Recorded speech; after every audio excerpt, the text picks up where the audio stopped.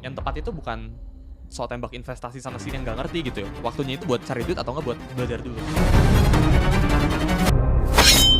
Daging Talks to Learn. Jadi menurut Suli, apa sih sekarang yang harus dilakukan sama anak-anak zaman sekarang gitu untuk bisa tetap survive dan tetap bisa terus mengumpulkan pundi-pundi uang? Jadi setiap gini ya, tergantung ya kita cari duitnya kayak gimana. Cuma setiap siklus mencari uang, menurut saya Bang, itu ada beberapa siklusnya. Jadi ada siklus survive, ada siklus yang membuat panen gitu. Ada siklus buat nanam dulu, ada siklus buat harvest gitu. Dan menurut saya sekarang itu waktunya buat survive gitu. Belum waktunya buat kayak misal kripto lagi massive, terusnya di luar negeri lagi perang, rupiah lagi melemah dan sebagainya gitu. Ini bukan waktunya buat really go aggressive gitu. Ketika semuanya itu masih nggak pasti.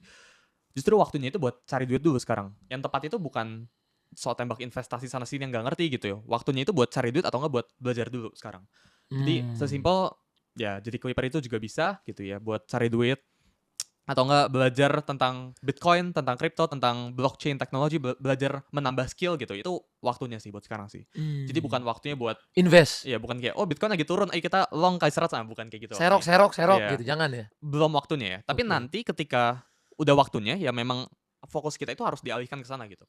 Karena ketika sekarang, kayak sekarang gitu ya, kita mencoba nyari opportunity, ini sama aja tuh kayak di ruangan investasi sekarang tuh ada air gitu ya. Airnya itu arusnya itu mundur ke kita, tapi kita dayungnya tuh keras banget gitu. Ujung-ujungnya kita nggak bakal kemana-mana gitu.